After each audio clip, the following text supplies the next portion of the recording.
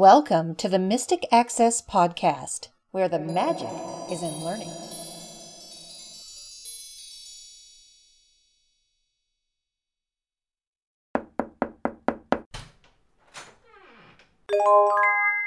Hello, everybody, and welcome to this episode of the Mystic Access Podcast.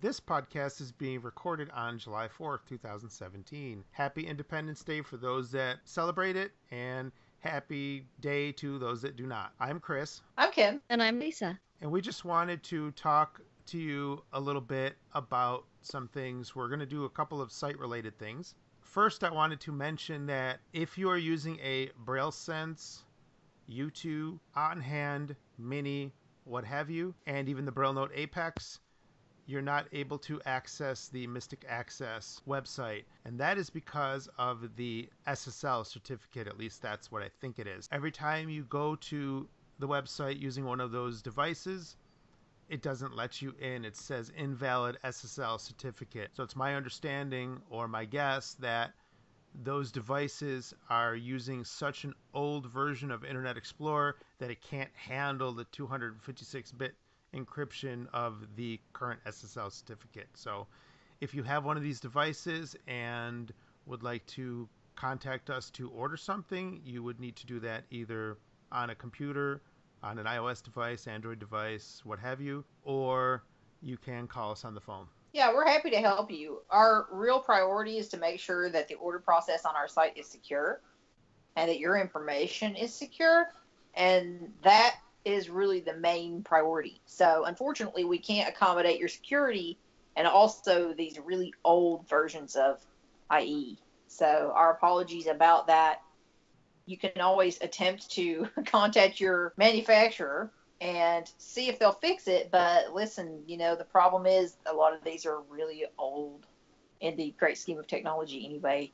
They're older devices. So it isn't likely that their priorities lie in fixing that for those devices. But we're happy to help you. We're happy to take care of you, and we want you to be happy and be able to know what we're doing and what we're offering and to help you have a great order experience. So feel free to email us, call us. We're happy to talk to you. We're happy to help you place the order. If you want to do it through the website on a computer, as Chris said, you're welcome to do that, or on an iOS or Android device. One thing I'd like to mention while we're on this subject is pre-orders. And I'm mentioning that for a reason, which we'll get to in a second. But I do want to mention that you can pre-order through PayPal. It does look a little weird, though, and Chris can explain that. When you do a pre-order, at the bottom of the screen there are radio buttons. One radio button is to pre-order via the credit card, and another radio button is to pay later. When that happens, you're sent an email. So basically the only way that you can put your money down, so to speak, is by doing it via the credit card. That's the only way that you can place the pre-order. If you select pay later, when the product is released, you'll receive an email with a link to complete your order, and at that time you can pay via PayPal. And then you'll get your order. So Correct. After you pay via PayPal after the release date, then you'll be able to get your order. But essentially you put yourself in the queue to say, oh, okay, it's release date time, and here's an email for you saying now you can purchase. Correct. So if you want to purchase through PayPal, you can absolutely do it. We just wanted to explain to you how it worked so that there wouldn't be any confusion. Speaking of ordering things and goodies for you guys, please remember that we currently have a coupon available for you, and it is Summer Love 17. That's all one word, Summer Love 17, and it's 17, and it will give you 15% off of your order, and you can use it twice. So you can use it on 2 different orders if you wish to, between now and July 16th.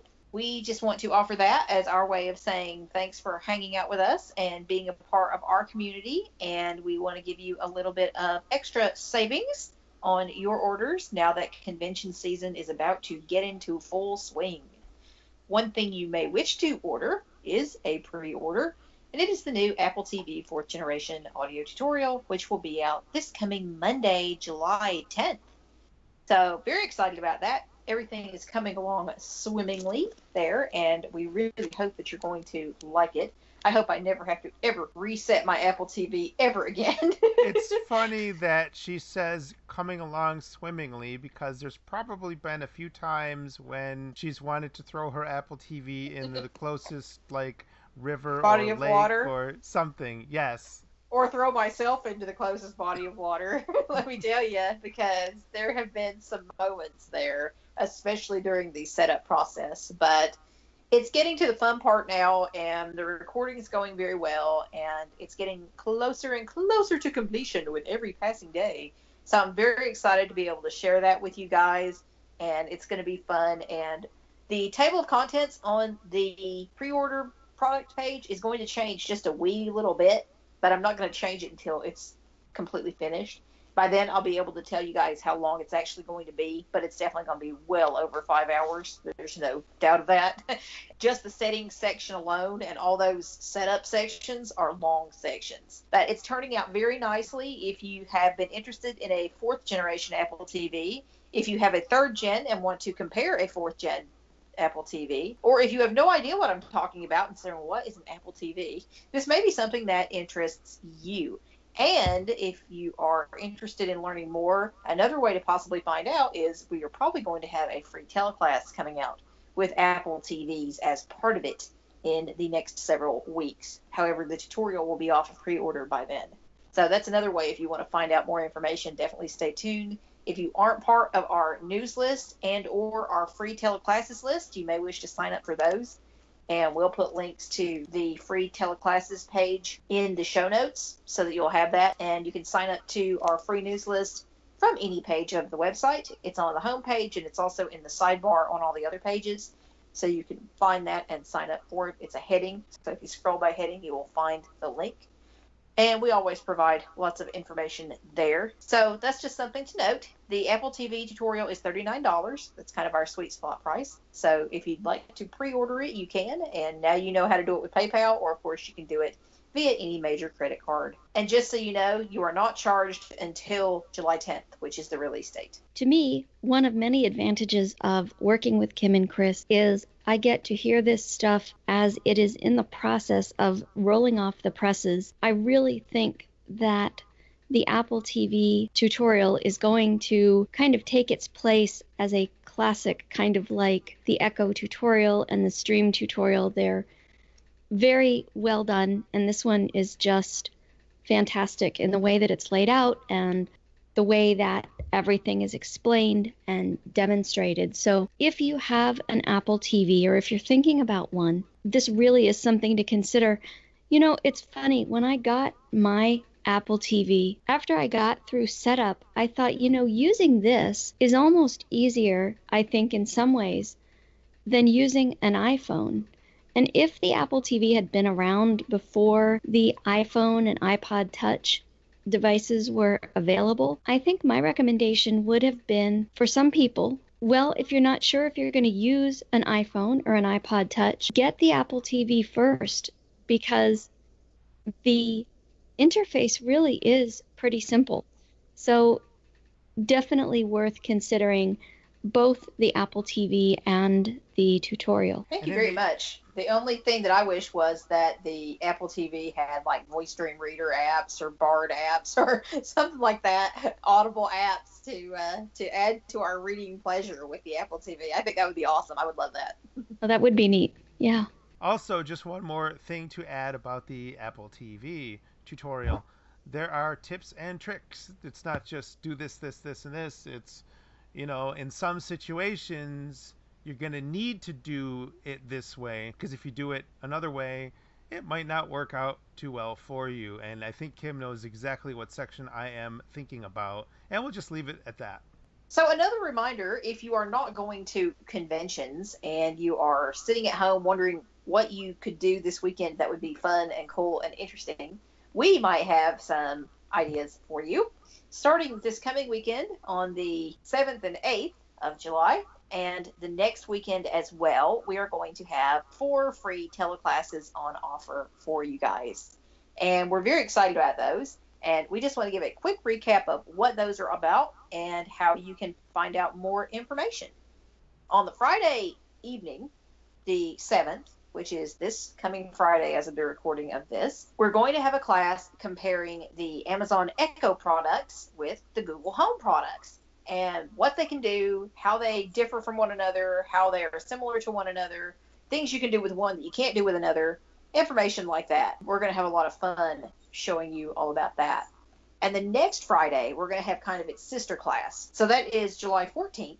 And we're going to have a class all about, it's something similar to something that I uploaded into our free downloads page a couple weeks ago about hidden gems that your Alexa can do that you didn't know she could do. Well, this is like that, except it's for Google Home. And Lisa, tell us a little bit more about what they might find out in this cool little class. Well, Google Home, like Alexa, has apps.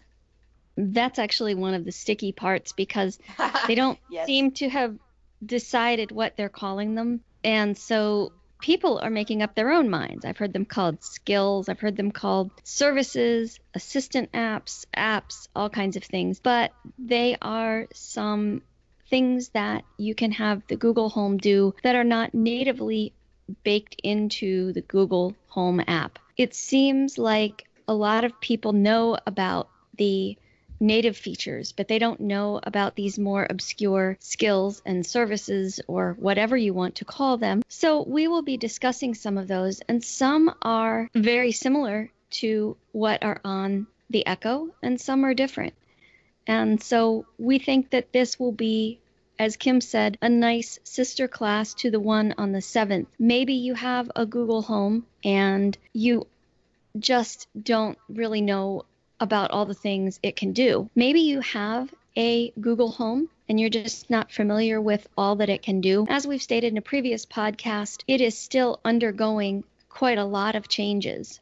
Or maybe you have thought about purchasing a Google Home and you just don't know. You either already have an Echo and you're not sure what the point is, or you don't have either one of them and you're trying to find out which is the best device. Well, a little bit of a hint, it really does come down to which is best for you. And we're hoping that both of these classes together will help you figure out just that. One thing I wanted to mention too, I found out today, if you are in any way, shape, or form interested in the Amazon Echo Dot, that is the $49 little guy that sits on your desk, and Lisa and Kim both have one. Yay. I found out today, well, I have one too. Yes, of course he does. He has lots of Echo products. Well, I can call myself like Kim can call herself now. But anyway, We'll get to that later. We'll get to that in a second. But one thing that I noticed today while I was browsing on the Fire, you can purchase an Echo Dot for $49, or you can break it up for 5 months of $10 a month. Oh, that's nice. So you can do Amazon, they don't charge you any interest. They just basically charge your device or charge your credit card over the next 5 months, and it's about $10 each. Usually how that works is you pay the first month and taxes. So of course your state has to get their taxes. So if it's $10 a month, if it's $50, then you're going to be paying the first time on the tax for the total price, and then the remainder are $10 until it's paid off. So I think that's really kind of cool. So if you can't afford the $50 at the start for the Echo Dot and you really wanted one, maybe you could do it for $10 a month. Yeah, that's a great idea. And the Dot just keeps getting cooler and cooler. And toward the end of the podcast, I'm going to show you her cool new feature that just came out last Friday, I think. And I promised when it came out a few podcasts ago that I would show it and run across my house and look crazy. So I'm going to show you guys that in a few minutes. So back to classes for a moment while we're talking about free things or low-cost things. Our Saturday classes, which are offered on the 8th and the 15th, are something a little different than things that we've offered in the past, but they're very important, and I think they can help a lot of people out. Saturday the 8th, we're going to be talking about the differences between life coaching and personal consulting. What are the differences? What make them similar? Why might you want one? What the heck are they anyway? We're going to explain all that to you and give you some ideas as to why those might be something that would enhance your life or help you with your career or your assistive technology. Coaching and consulting are both offerings available through Mystic Access. And we want to be able to give those a little bit more love, but we also want to give you a little bit of an education in why you might care, frankly. So we think these are important classes, and we think they're going to assist you in just that.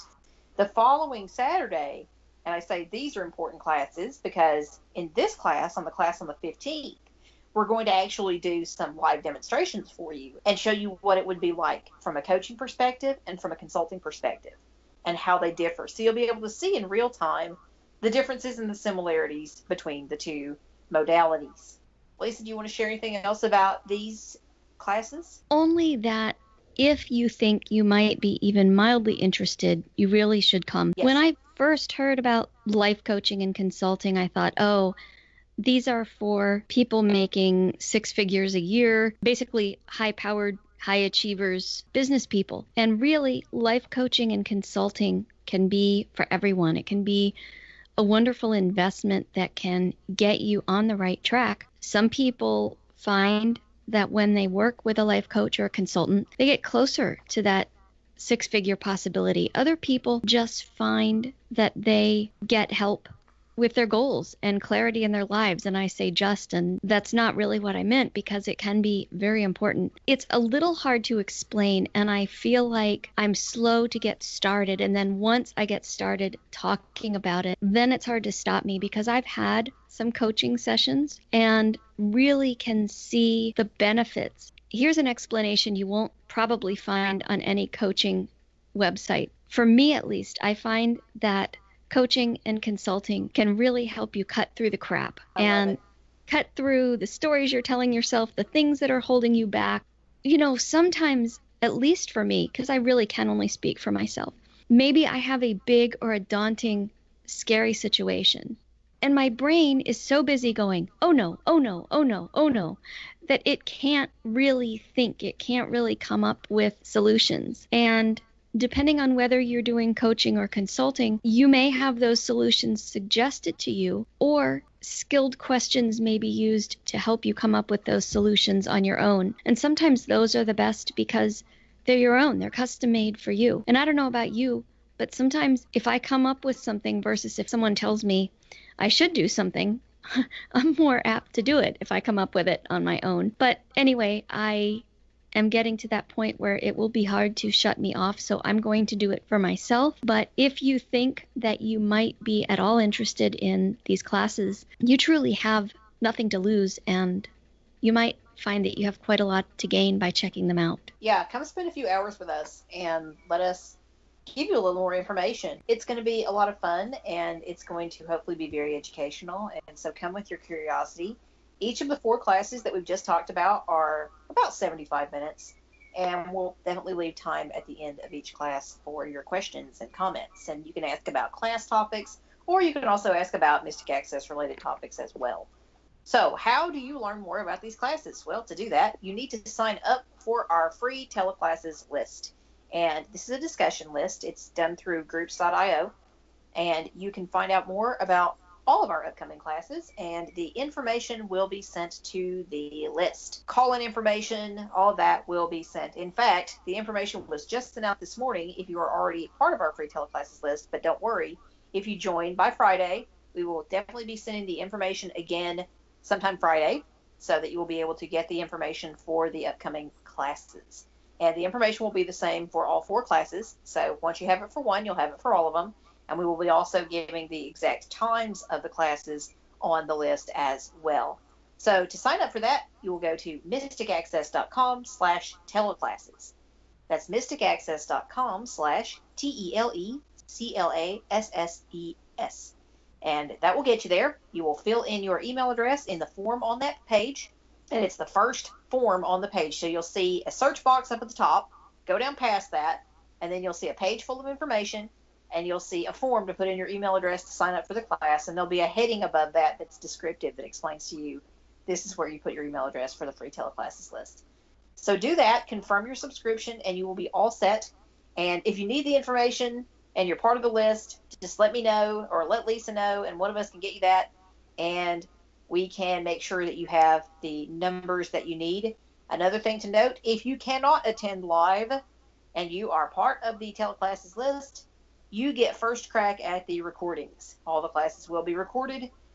When or if they are put on the free downloads page is yet to be seen, but the class participants or the people on the free teleclasses list will have access to them within a couple of days of the classes. So recordings are yours first. We're happy to be recording this podcast on July 4th, and we are recording in the morning. But after it's over, we may be going and doing some traveling in our respective areas. I recently have looked at 2 services, Uber and Lyft, and have some demos for you on those. Now, these are not complete walkthroughs of every single feature. If you want that, you can contact Mystic Access for training on the use of those apps. When I moved to a busier area and found that both services were available, I don't know, I had heard about the apps, I had looked at them, and I was just a little nervous. I didn't know what to expect. And I had heard of people accidentally scheduling trips that they didn't know they had scheduled. You know, because it's all in real time, you don't necessarily feel like you have time to stop and carefully look at everything. Actually, I did have that time, but I just wasn't sure I would. And I thought, okay, let's do this from the standpoint of someone who's really, really new to this service. So in both cases, I took one ride with each service. And then on my second ride, I recorded the experience. I didn't want to really blunder and make huge mistakes and cause more confusion. At the time that I recorded both of these, I was pretty new to the services, so you're going to get kind of that new person's perspective. It may be that you say, oh, well, I've used these services for years, and I know these hidden tips and tricks and secrets. That's wonderful, and I'm sure very helpful. But this really is just for people starting out, and maybe you feel like having a walkthrough would be helpful. As both Kim and Chris can attest, these services are coming to more places all the time. Buffalo, for whatever reason, in the New York State's infinite wisdom, decided that for quite some time, New York City could have Uber and Lyft. And by the way, Lyft is spelled Lyft, not like Lyft. For whatever reason, upstate New York didn't have Uber and Lyft, and we finally got it on June 29th of this year of 2017. So June 30th, I decided to take a ride to Chili's because I've done that route so many times in cabs. Yeah, and it was good too. I did that run so many times in cabs, and I kind of knew how much it was going to cost, and I wanted to see what the experience was in a place that I've gone to many times. I also didn't want to try it in a strange city and not know what I'm up against. I must say that I had 2 experiences. I took Uber both ways. I've not taken Lyft yet, but I took Uber both ways.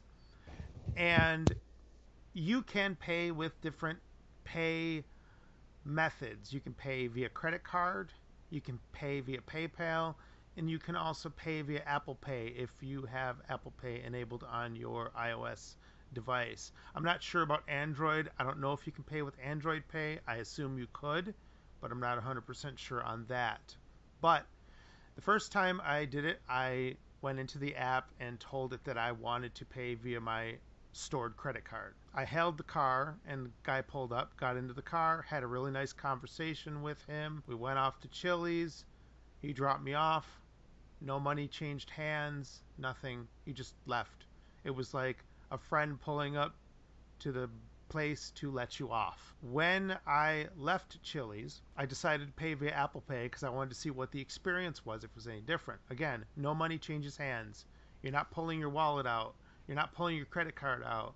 You technically don't even have to pull your phone out of your pocket if you don't want to. But when I used Apple Pay and I hailed the ride, if you will, when I booked the ride, and Lisa will show all this in her demonstration, so don't worry. That's why I'm not really getting into, what I had done, because Lisa takes care of all that for us. And so when I hit book, get Uber X, my fingerprint authentication came up that said, okay, you want to pay with Apple Pay, so authenticate. Prove to me that you want to pay with Apple Pay. So I did. Boom. Now, once I got home, again, I just was dropped off and left. And when I got home finally to read my email, there were 2 email receipts. So that's a good thing. If you need to have these for business or what have you, you have email receipts to tell you that you know the amount and stuff like that. But one thing that I really like about Uber versus cabs is when you go in there, you know what you're paying. If it's $7.50, you're paying $7.50. You're not sitting in a cab at an extremely long, drawn out light, and the meter's running and running and running, and you're not moving. And you're drumming your fingers and your heart is going, this is going to be the size of the national debt. Exactly. Yeah. Yes. So that's one thing that I like. And I also like the fact that no money changes hands. And it's safe for the driver and it's safe for the passenger because the driver's not pulling anything out. And I really had some cool conversations with the drivers. My 2 drivers, at least to me, they seemed to be college age and they were just looking for extra money. They said, both of them actually said that they had just gotten out of work and they decided instead of sitting home and nothing, that they would, turn this app on and make extra money. So cool for that. One thing I did want to mention is I took a page out of Lisa's book, and that is when I was at Chili's, I messaged the driver and told the driver that I had a visual impairment. So he responds back to me, he goes, sounds good. He goes, is there anything I need to do, to help you get in the car? Because they don't know. And I said, nope, just let me know when you pull up. Sure enough, he let me know when he pulled up, and I got in, and we were on our merry way. So, it was a very seamless experience. And that way, in my opinion at least, if you tell them that you have a visual impairment, they can find you where you can't find them. So, they're armed with that information. It's also my understanding that you can put a headshot in for your account and they can see that. Another thing that I really liked that both services allowed was that you got an estimated time of arrival, or ETA. To me, this is helpful because you can kind of listen for your ride. Also, the one day when I took a trip, it was pouring down rain, so I could wait inside until they were about a minute away. On another day, it was about 90 degrees, and my ride was about 12 minutes away.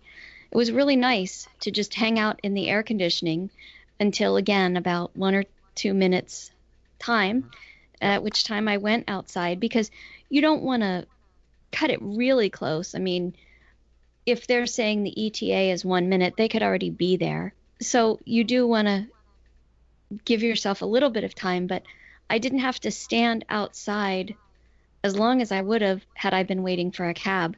And you'll hear in the demo, I paid with PayPal, and that too was very seamless. Currently, the credit card I have, which is through PayPal, does not support Apple Pay, but I would have enjoyed trying that functionality as well. We kind of geek out about this stuff and we get technical, but my aim really was to keep this very simple and take the kind of the fear or the hesitation out of using these apps. I mean, you need to be careful, you need to be safe, but really overall, it was a pretty seamless experience. I do have a funny experience to share. One night I could not sleep, and it was about 3 a.m, and I knew I was going to be taking Uber soon. So I downloaded the app and I'm looking at it, and I set up my payments in PayPal. I thought, okay, I'm as done as I can be with this for now. So I closed it and I went and was doing something on another app.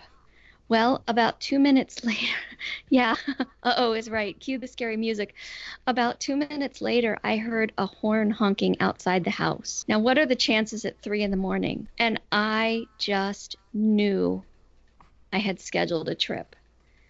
And I'm thinking, okay, I've got to throw on some clothes, find some money, go downstairs, apologize profusely, make sure that my flaming red face doesn't set anything on fire. And then I thought, wait a minute, let me look. So I went back into the app, and there is a My Trips item where you can review all trips. And it's like, you have taken no trips. You have no scheduled trips. Let me tell you, after that, insomnia was gone. I slept like a baby. So it really is not difficult to set things up. And as long as you don't hit kind of a get button or whatever, you're pretty safe. But that was my my moment of panic. And so I share that, first of all, because to me it was a funny story. But so many people are intimidated by technology, and they think that they're all alone and that this kind of stuff only happens to them. That's why we really say that when you come to us for consulting or coaching or tutorials or whatever it is, you can come with confidence and assurance, because we've been there. We've had those, oh no, this isn't my life kind of moments. We've also had the kind of moments where the trip really was booked, you know. I actually had that happen with Curb, which used to be called Taxi Magic, which is kind of sort of the same idea with as Uber or Lyft, although it's done with taxis, and in a sense you can book the cab without having to, call anybody or what have you. And it was like 5:30 in the morning, and I did that once. I was playing on the website, and for whatever reason, a car did get booked. And it was 5:30 in the morning, the car beeping their horn, and it was the cab. So I did that. One thing I did also want to mention, going back to the Uber thing, when I did my search for Chili's, this is kind of funny. It told me Chili's in Amherst, but it didn't give me the street. But I knew that was the one that I wanted. There was another one in Cheektowaga. I knew that wasn't the one that I wanted, so I knew the one in Amherst was the one that I wanted. Because I'm anal about these things, I want to know exactly the address of where I'm going. Because what happens if? So here I am with Uber. Then I open up Nearby Explorer on the phone, do a search for Chili's, because Nearby Explorer tells you the address. So I knew the address then. But having said that, when I left Chili's, my pickup point was Chili's, and it automatically filled in the address for them so that they knew exactly where to pick up. But when I did the POI search, I guess I should call it as a POI search, it didn't tell me the address of the Chili's. So it is there. It just didn't show up. I kind of wish they'd put that in there so you'd know right off the bat where exactly you were going. The other thing that's interesting is you can use Blind Square if you have that on your phone, and that has integration with Uber. So if I look up a destination, it will tell me roughly how many minutes and how much it would cost with Uber. And you can double tap, and then if you have the Uber app, it will launch with that information already filled out for you. Okay, here's a question for you. Since we're doing these classes on the Echo and our friend Google Home, have you associated your Uber account with either one of those devices? I have not yet done that, only because I'm still kind of new. I'm planning to do it. I will probably do it before our class on Friday so that it's done and I can see how they work, because I am curious.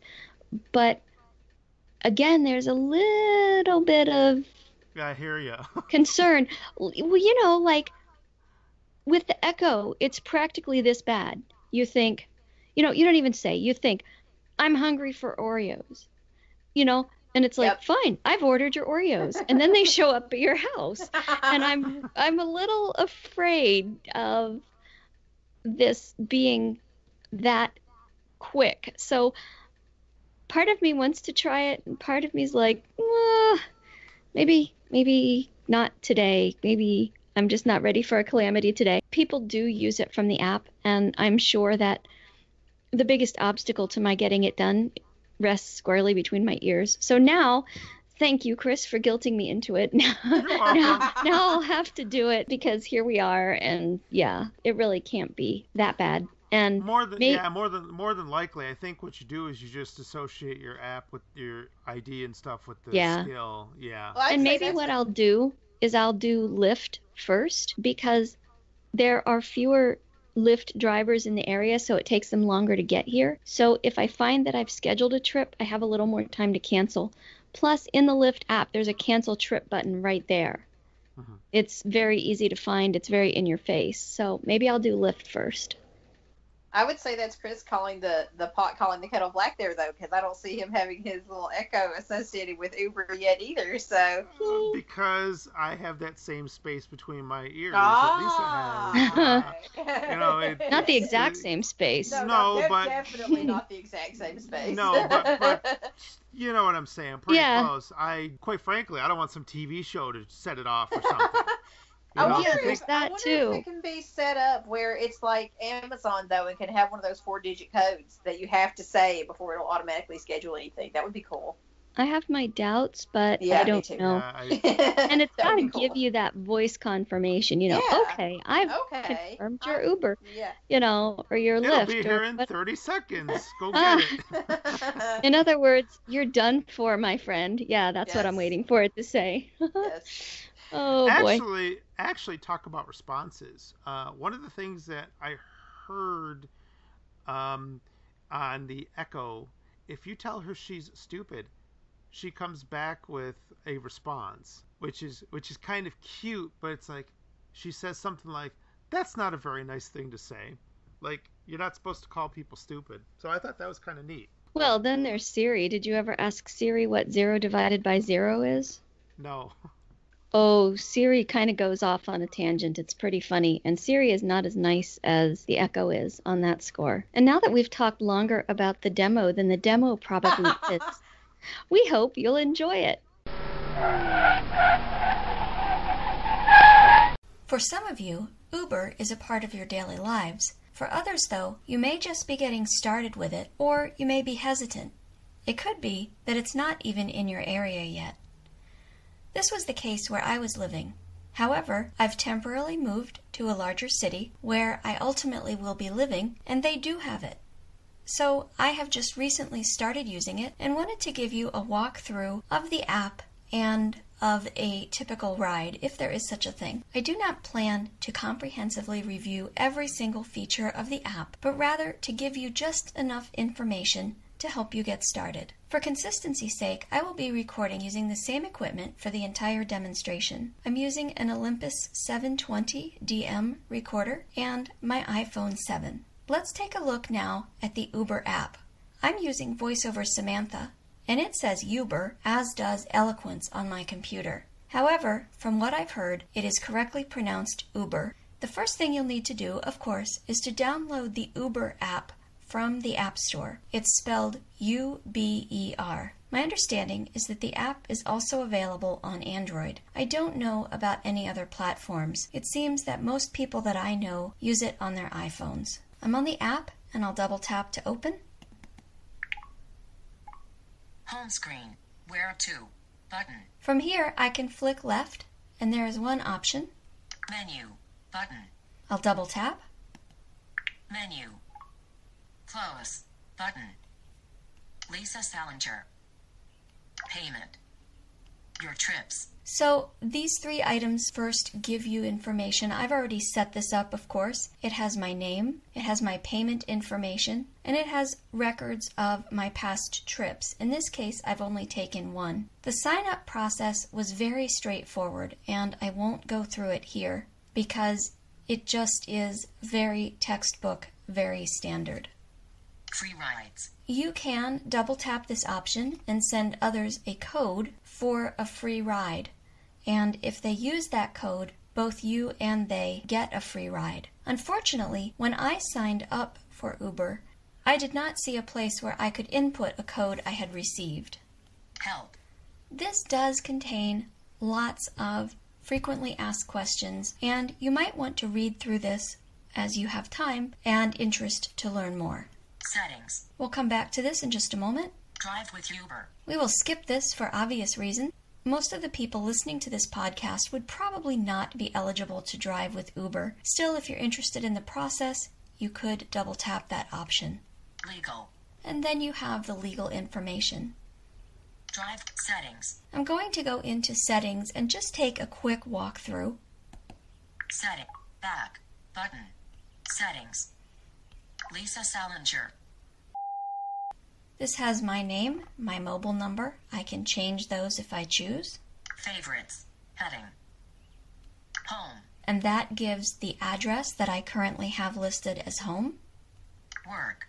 Little Flower Manor. I have a place called Little Flower Manor listed as my work address. This is a place where a friend of mine now resides after having had a severe stroke, and I am going there daily. I usually have other transportation, but sometimes need to take Uber. So far, this has been my only destination, and it's probably going to be my most commonly used one, so I put that in under work. More saved places. I don't have any other saved places, but this is where they would show up. Events. Heading. Calendar shortcuts. Connect your calendar. I could do this so that if, for example, I had meetings in various locations, it would show those places as possible destinations for Uber. Profiles. Heading. Add business profile. Separate work and personal receipts. That is relatively self-explanatory and a very nice feature. Add family profile. Pay for loved ones and track their rides. That also is self-explanatory. Music. Heading. Double tapping here will allow you, if you have a ride that is considered music enabled, to control the music that's playing through Pandora or Spotify. I have not done this, and I really don't have any particular desire, and it's not something you would absolutely need when traveling, so we're not necessarily going to explore this right now. Back. Button. Back. Home screen. Menu. Button. I'm back on the home screen where I was when I first opened the app. Let's look at our options. Where to? Button.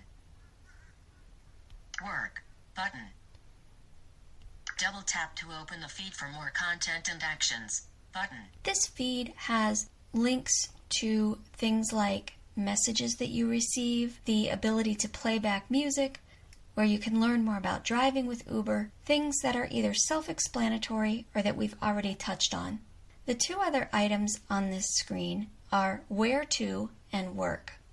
You would double tap Where to if you wanted to put in a destination other than the one you listed as work. In my case, I'm going to choose the work option because I am going to see my friend at Little Flower Manor. Work. Button. Ride options screen. Data. 10 minutes. Pickup. Home. Double tap to edit pickup location. So what it's telling me is that someone could be there in about 10 minutes. ADA is actually ETA, which stands for Estimated Time of Arrival. And if I wanted to edit my pickup location, I would double tap to do so. Destination. Work. Double tap to edit destination. Back. Button. Popular. Page 1 of 1. Fares are higher due to increased demand. Right now, as I'm doing the beginning part of this demonstration, which is actually being recorded the day before I'm taking my ride, surge pricing is in effect.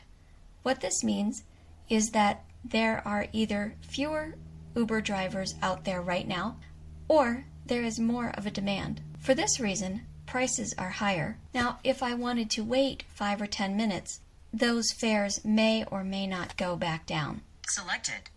Uberx. $14.48. Right now, the option that is selected is UberX, and the price is $14.48. I think the first time I took this ride, the price was about $8.60. So this is almost double. And in this case, I would wait until the surge pricing had ended, at least if I had that option, which in this case I do. Uber XL. $21.37. 1 to 4 seats. So when you are traveling by yourself or maybe with one other person, you could do Uber X. If you needed more seats, you could indeed request Uber XL. PayPal. Button. Double tapping this would allow me to change my payment option. You do need to have a credit card or PayPal linked. Request UberX. Button. There is the button that, if I double tapped on it, would request my Uber. And because I have UberX selected, that's what I would be requesting. If I had selected the Uber XL option, that's what would have been selected. Once you do that, you will be charged for the trip, or for a portion of the trip if you've done it accidentally. But it's pretty clear because when you double tap that request button, you are starting your trip. I should also add here that you are not asked to tip your driver. If that person does something really out of the ordinary for you and you want to tip, you would need to do that using cash. You can't do it from within the app. If you want to check again to find out if pricing has gone down, you can do this. Back button. Double tap back. Home screen. Where to? Button. Work. Button. And in this case, I'm going to double tap work again. Ride options screen. ADA. 9 minutes. Pickup. Home. Double tap to edit pickup location. Destination. Work. Double tap to edit destination. Back. Selected. Uber's. $8.80. So as you can tell, just in about 5 or so minutes, the price has gone back down. I would suggest before you use Uber for the first time for a particular trip, you might want to check pricing to get an idea of what's normal. Then you'll be able to know whether or not you are in surge pricing. Let's just use round numbers as examples. I got a message saying that pricing was higher and my Uber ride would have been about $14. I checked another time, and while I did not get the message that pricing was higher, my Uber ride was about $10. This time when I checked, my Uber ride was right around the $8 mark, which is more what I'm used to seeing. So having that basic knowledge and awareness is good. I can only assume that pricing must have to go past a certain threshold before you receive the message that prices are higher due to demand. For now, I will close this demo, and tomorrow, through the magic of audio editing, I will be back and we will take our trip. Okay, I am back. It is now the next day, and I'm going to book my ride. Double tap to open the feed for more content and actions. Double tap work button. As you remember, I had where to and work, and double tap the feed to open more actions. As I said, I already have my destination selected, so I will double tap what I have labeled work. Ride options screen. Actually, they have labeled it work. I have put it in because it's the destination that I will probably use most. So here's my ride options screen. Destination. Work. Double tap to edit destination. Back. Button. Popular. Page 1 selected. Uber's. $9.07. Now, this is a little high, so just for kicks, I'm going to hit the back button. Back. Button. Back. Button. Work. Button. Ride options screen. ADA. 6 minutes. Destination. Back. And selected. Uber's. $9.07. And it seems that's what the price is going to be. There is someone relatively close to my area, so I'm going to go ahead and do this. It's a little high, but probably only about 50 cents higher than normal. If I flick right, I'll find the PayPal button. And that's where I would configure my payment options. I want to flick right once more. Request UBERX button. And I've double tapped that button. Requesting your right and connecting to nearby drivers. Find. Requesting your right and connecting to nearby drivers. Requesting your right and connecting to nearby drivers.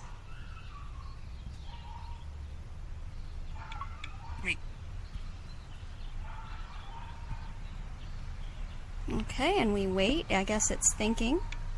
3 of 5. 3 of 5. Here we go. It refreshed. Finding your ride. Menu. Menu. Finding your ride. Button. Okay, I'll wait a minute and see what happens. When I went on my first Uber ride, it did not do this. So this must mean that there are fewer drivers in the immediate area. Menu. Button. Finding your ride. Button. Finding your ride. Menu. Menu. Finding your ride. Button. I'm going to double tap. Oh, no, Menu. I'm not. It Button. just refreshed. Meet at the pickup point for home. Driver. Name. David. Rating. 4.75. Vehicle. Toyota Yaris. License plate. F. Button. Driver. Name. David. And that's all that's on this screen. It gives me all his information. Now I'm going to double tap. Feed open. Back. En route. 9 minutes. Driver. Name. David. Rating. Contact. Button. Cancel. Button. If I needed to cancel my trip, there's still a cancellation fee, but that's where I would do it. Your current trip. Destination. Little Flower Manor. Button. 12:53 p.m. arrival. Double tap to share trip status. Button. The fare of this trip is $9.07. PayPal. Button. Free rides. Send friends a free ride. And then that's the standard content that's in the feed. So I'm going to flick back to contact. Your current contact. Button. And I'm going to double tap. Contact driver. Contact driver. Your current phone number. +1. Edit. But call. But message. Button. And I'm going to message. Show more. +1. 5. Cap C. Cap Y. 2. +1. And it puts in his phone number, which I think is kind of strange. You would think they would have a way to hide that. +1. Show more. Message. Text field. Is editing. Text message. Character mode. Insertion point And start. now I'm going to double tap and I'm going to dictate my message. Space. Dictate. Hello, comma, I will be waiting in front of the house, period. I am totally blind, comma, and am using a white cane, period. Thinking. Inserted hello. I will be waiting in front of the house. I am. Oh, great. And dictation did not Message. finish, apparently. Text field. Is editing. Hello. I will be waiting in front of the house. I am totally blind, and am using a white cane. Character mode. Okay. Insertion point at end. Sent. I guess it did. So I will double tap send. Sent. Messages. Back button. +1. Back button. I'm Books going folder. to go back Tabs. into the Uber app. App switcher. Messages. Uber. Active.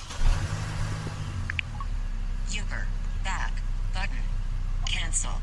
Contact. 3 of 5 back. Button. I'm going to touch the back button. Back. Feed closed. Meet at the pickup point for home. Messages. Now. +1. At that point, unfortunately, technology failed me, and the recording did not keep on recording. So let me tell you what did happen and how the rest of the trip transpired. Fortunately, you saw and heard most of what was relevant. You heard me get a text message, and that was just the driver, David, saying thank you. I could read the screen and hear that the ETA, or estimated time of arrival, kept getting lower and lower until it told me that he was there. When he pulled up, he greeted me by name, which let me know that it was the right vehicle. I could have also asked him for his name had I needed or wanted that added confirmation. We had a very nice chat, and I found out that he drove for both Uber and Lyft. I didn't even know Lyft was available in this area. So I will be taking a look at that, and if there's anything relevant that is different or very different in the app, there may be a demo of that as well. I'm just not certain at the moment. We also had a discussion about cell phone numbers. I said I thought it was odd that they gave his whole cell phone number, and he said that really wasn't the case, that the number that I saw on my screen was a temporary number that forwarded to his number, but that if I tried it 20 minutes after the trip, or maybe a day later, it would likely go to another driver because those numbers kept getting reused and recycled. Along the same principle, the number that was shown as mine was also masked. So those numbers are recycled and forwarded among Uber customers. I really was very happy to hear this. It meant that your own number, your own information was kept safe and kept secure. Also, between the time that I recorded this information and the time that I'm editing it, Uber has announced that tipping will be available in the app. So Please know that anything that I have said here can and may change as the app evolves and grows. One of the things I learned when I took Uber was that Lyft was also available in this area, and so I decided to give it a try. I will not be doing a comprehensive walkthrough, but just enough of one so that you can see in some fundamental ways how the apps differ, and also to give you a little bit of security so that if you are doing this for the first time, you will at least have some idea of what to expect. I have the Lyft app open on my iPhone, and let's explore the screen. Menu. Button.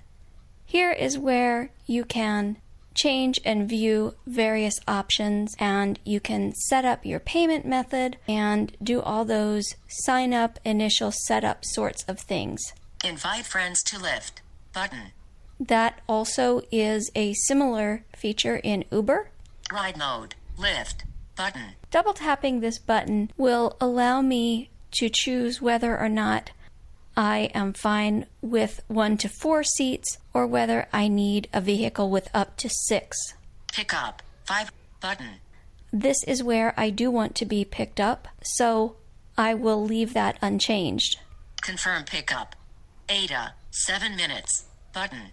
Double tapping this button will essentially start my trip. There are still some things I need to do and to set up, but this essentially is how I start. So I will double tap. Confirm pickup. Request Lyft. Button. Now we're presented with another screen. Let's explore these options. Menu. Button. Same as before. Cancel configuration. Button. I can still cancel this if I choose. Ride mode. Lyft.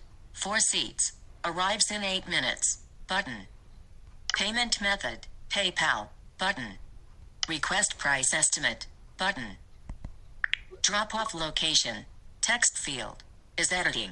Address or place name. Insertion point at start. I've gone to the top of the screen, and this is where I choose my destination. Cancel. Button. Destination. Heading.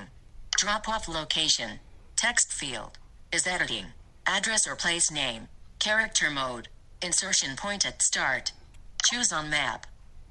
Add from calendar. Add home shortcut. New. Home. 5. Edit shortcut. Button. Work. Little Flower Manor. Actions available. And just as I have done in Uber, I have set this as my work location. As you can tell, you can choose the location from a map, or if you have it in your calendar, you can choose from that, or you can simply type or dictate the location. In this case, I'm going to choose the quote work option to take me to Little Flower Manor, so I'll double tap. Select menu. Button. And I'm now at the top of a new screen. Cancel configuration. Button. Ride mode. Lyft. Payment method. PayPal. Price. N/A. Price. Button. Unfortunately, even though I requested a price, it still is not giving me one. However, from what I have heard, Lyft seems less prone to surge pricing, partly because it is not yet as well known. I did use Lyft last evening, so it will be interesting to see how the prices for my trips compare. Pick up. 500. Destination. Little Flower Manor. Add stop. Button. This is a nice feature. If I needed to add a stop in between, I could add that stop right here. Request Lyft. Button. And double tapping this option will finalize the information and request a lift. Request Lyft. Cancel ride. Button. Menu. Button. Adding finishing touches. Pick up. Arrives in 9 minutes. Okay, so a fair amount was going on there. First, what it says is something like requesting your ride, maximizing the most effective route, something like that, which I was not able to capture as I was looking for the top of the screen. Now here is pretty much the screen I will see until my ride arrives. Menu. Button. Invite friends to Lyft. Button. Arrives in 9 minutes. Dimmed. Button. And this will update as the arrival time grows closer. Vehicle. White Hyundai Elantra. Driver. Jean Carlos. License plate. Rating 5.0 stars. Pickup 5. Edit pickup location. Destination Little Flower Manor. Add stop button. Contact button. Split button. That would allow me to split the fare with someone else. Send data button. And then I could send my ETA to someone via email, text messaging, or using many of the other share options on the iPhone. Cancel ride button. There is a window of time in which you can cancel a ride without being penalized. I think it is about 5 minutes, but please do not quote me on that. Also, while I'm thinking of it, I should mention that the name of the app is spelled Lyft, and it is available in the App Store. So I'm going to flick left to contact my driver. Send split contact button. Contact your driver. Jean Carlos. Send message button. Call button. Cancel button. Those are my options. I'm going to send a message. Call. Send message button. Message. Text field is editing. Text message. Insertion point at start. And I'm going to dictate. Dictate. Good morning, period. I am totally blind, comma, and use a white cane, period. I am waiting in front of the house, period. Thank you, period. Thinking. Good morning. I am totally blind and use a white cane. I am waiting in front of the house. Thank you. Character mode. Insertion point at end. So I will send my message. Send button. Sent. Menu. Arrives in 10 minutes. Messages. Now. 1. 6. 1. Arrives in 9 minutes. Arrives in 9 minutes. Dimmed. Button. It did not read that well, so let's check out my text message. App switcher. Messages. 9 unread messages. 1. Unread. 11:38 a.m. Lyft. Heads up, Jean Carlos may be driving and unable to text back. If you don't hear back, try calling. App switcher. Lyft. Active. Lyft. Arrives in 10 minutes. I'm now back in the app, and I am back on the screen we just reviewed. And basically, there is not too much to show you from here. My arrival time is listed, and it will update from time to time. Unfortunately, I was not able to capture the rest of the information. That is because when I got to my destination, there was quite a lot of background noise. Had I waited, I was afraid that it would have timed out, and I wanted to give feedback, etc. So let me tell you what did happen. The ETA kept going down, which was very nice, and when my driver arrived, I got a message. I do find that this is a little more prompt on Uber, as in I get the message just as my driver is pulling up. On Lyft, I seem to get the message right after I have gotten in the car. Once my trip is over, it asks me to add a tip, and I can add a $1 tip, a $2 tip, a $5 tip, or an other amount. Once I do that, it asks me to rate my driver anywhere from 1 to 5 stars, and then I can leave a comment that is anonymously shared with the driver. Overall, my experiences with both Lyft and Uber have been positive, and I wouldn't hesitate to use either one of them. In the show notes, you will find a link to an article about Uber and some changes that are coming. Also in the show notes, you will find codes you can use when you sign up for Lyft or Uber. When you do this, you get a free ride. And in the spirit of full disclosure, so do I. So if you get a code from someone with whom you're close friends, you'll want to put in their code. But if you don't have one and just want to take advantage of the free ride, you're certainly welcome to use mine. All the best and happy travels.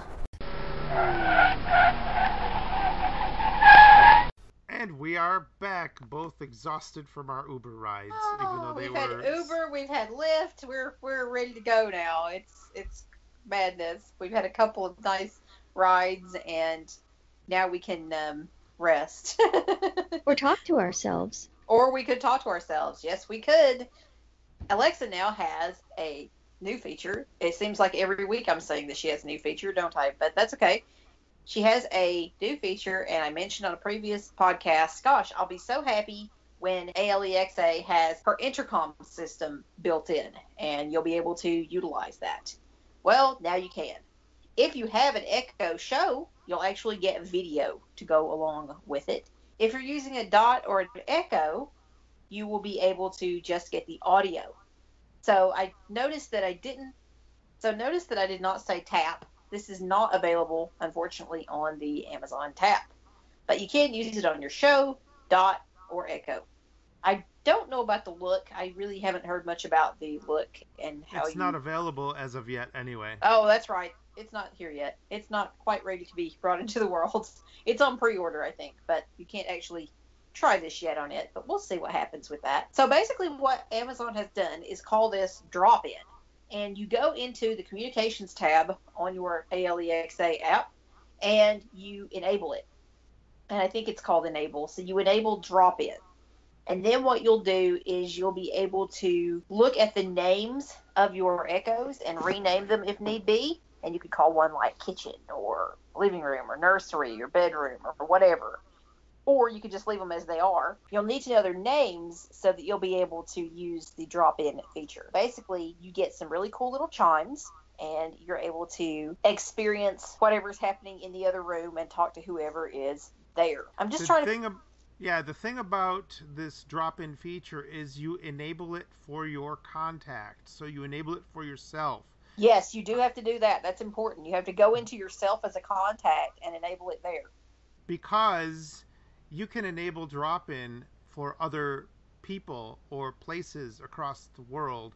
So let's say, for example, you have an elderly mother and you want to be able to drop in and have a conversation with her just to find out what she's doing instead of calling her and having her say the magic word to answer. You can just drop in. Now, what Amazon is saying about this is to only enable drop-in for those people that you would give your house keys to, because again, you are basically able to listen to what's going on in that room. Now, it's my understanding if you have an Echo Show and you drop into somebody else that has an Echo Show, you don't get their video. They have to acknowledge the video aspect, and then once they acknowledge the video aspect, then you can see them, but your audio is instantly available. Just the video is not instantly available on the show. So I'm going to show how this works. You won't get the exact effect because there's no one to talk to. You'll just hear me talking to myself, but it's okay. I have my Dot in my kitchen for the sake of this podcast, and I have my big Echo right here. So I'm going to put down my mic, and I'm going to say, Alexa, drop into Kim's Amazon Dot. Kim's Echo Dot, right? Yes. Yes. So I'm going into the kitchen. And I'm going. Here I am. Oh, you'll be hearing me in a second. You can hear me now, I know. Hi. Here I am. I'm in my kitchen, and I'm having a conversation with myself. So there might be a little bit of lag because the bedroom is not terribly far from the kitchen. This is a one-story house. But it gives you an idea. It's very clear. I'm standing right in front of my Dot right now, my Dot next to my kitchen sink. And it gives you an idea of the sound quality. And I wish you could have heard the beautiful little chime when I connected. Actually, what I'm going to do is you can hear it from there. I'm going to hang up, and then I'm going to start the call again, except this time I'm going to do it from the Dot instead of from the Echo. So I'm going to hang up. Alexa, hang up.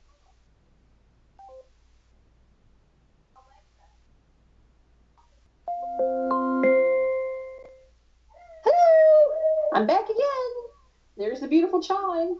So when you drop in the thing that you're dropping into gets to hear that beautiful little chime. The other time or the other way, you'll hear a different chime. So when I dropped into my dot, you heard a different sound from my echo than you did that time. So I'm going to hang up again, and then I'm going to come back and get my microphone. So hold on. Alexa, hang up. And now you are back, and you didn't kill yourself talking to yourself from dot to dot. Now, we had to be quiet. One of the cool things that we wish we could have done was to be able to talk to you through the device that you're using to record the podcast, but for technical reasons, that just didn't work out. Yeah, that's not happening today, but maybe we'll do that another day. We could always do it in class. So there's plenty of ways we could make that happen. Mm-hmm, exactly. We could come up with something. I could drop into one of y'all or something. Did Lisa drop out? No. No, Is that like drop in and drop out? Nope, I'm here. Thank you, everybody, for listening to this episode of the Mystic Access podcast. Again, for those that are celebrating, happy 4th. Stay safe. For those that are not, happy Tuesday and stay safe. Yes, and remember, we've got lots of goodies coming up. Free coupon, free classes, lots of goodies. So we hope to connect with you soon. Bye. Bye. See ya.